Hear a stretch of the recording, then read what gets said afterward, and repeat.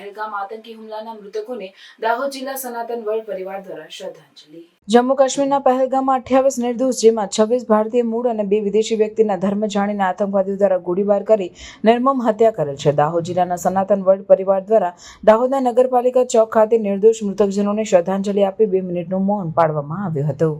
જમ્મુ કાશ્મીરના પહેલગામમાં જે આતંકી હુમલો થયો છે એ ખરેખર આપણા માટે એક દુઃખદ અને કરુણ ઘટના છે।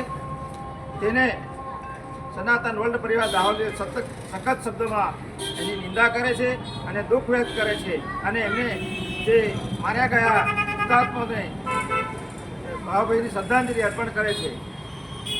જય તો સનાતન, જય તો હિન્દુ રાષ્ટ્રમ।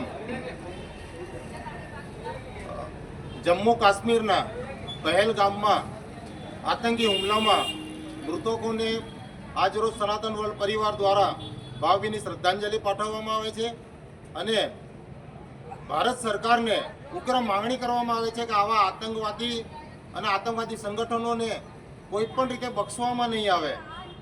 આજે પહેલગામમાં જે ઘટના બની છે એમાં દરેક જેટલા મૃતકો છે એમને પૂછીને મારવામાં આવ્યા છે કે ભાઈ હિન્દુ છો એમ કરીને મારવામાં આવે છે। ખૂબ જ દુઃખદ ઘટના છે અને આવનાર સમયમાં આપણા માટે કપરો વિષય છે। તેથી ભારત સરકારને વિનંતી કરીએ છીએ અને ઉગ્ર માંગણી પણ કરીએ છીએ કે આવા આતંકવાદી જિહાદી તત્વોનો તાત્કાલિક નાશ કરવામાં આવે, નષ્ટ કરવામાં આવે।